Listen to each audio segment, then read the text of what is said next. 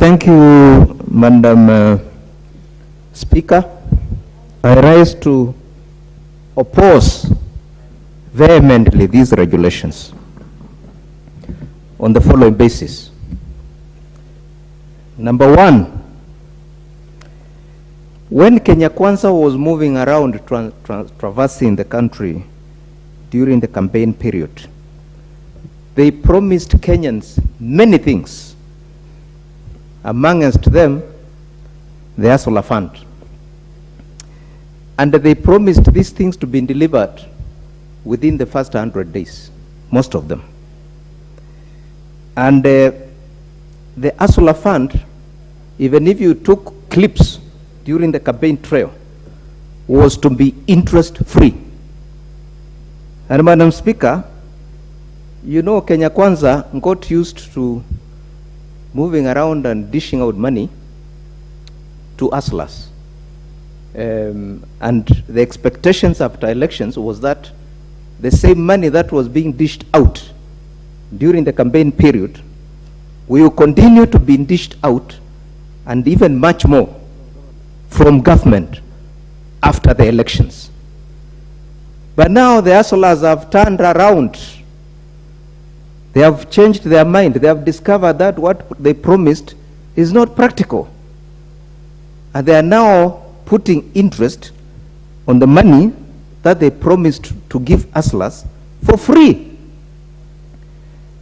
Madam Speaker, there are many other things apart from this hustler fund which they promised. They promised food security.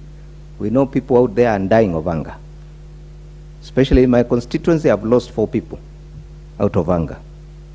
And that food, the only food that I received in my constituency was 450 kilogram banks of rice for a population of over 500 persons, which is a drop in the ocean. And therefore, Madam Speaker, I therefore think that Kenyans are being taken for a ride by the Kenya Kwanza government by these regulations which have been tabled here. Because as my leader here, the minority leaders, said very clearly that there are so many funds out there which have been devolved by the previous administrations. Kibaki himself introduced a Uwezo Fund, which was interest-free. And even to date, although somebody has said from the other side that the fund has collapsed, it is still there. It is, oh yes, Uhuru Kenyatta introduced that. And of course, President Kibaki introduced CNDF. All these funds are there.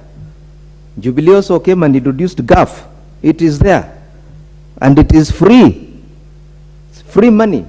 Women here, women reps here, county women reps, they give this money, they buy things for women and the youth for free. They don't pay back.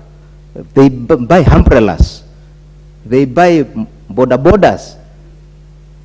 For free. They don't pay back. And therefore, Madam Speaker, I think we are being taken for a ride because Kenya Kwanza have now come to reality. They have seen the reality of the economy of Kenya, and they have discovered that what they promised is completely not practical. And therefore, they are introducing these regulations with interest so that they can collect money and from hustlers. In my view, what I think these people should be doing is continuing giving money the way they were giving during the campaigns. Give Mamamboga their money. Give Bodaboda their money the way they were giving. Continue giving it. And not refundable. Because Mamamboga, how does she refund the money? Mamamboga, Nimban, they put their ware beside the road. They don't even have a shop. So where they don't even have a bank account.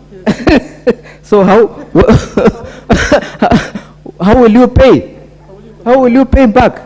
They live hand to mouth. Whatever they collect that day, they go and buy food for their children. The balance, they pay school fees. The rest, they come to us. We give them CDF bursaries. Therefore, they should continue doing that.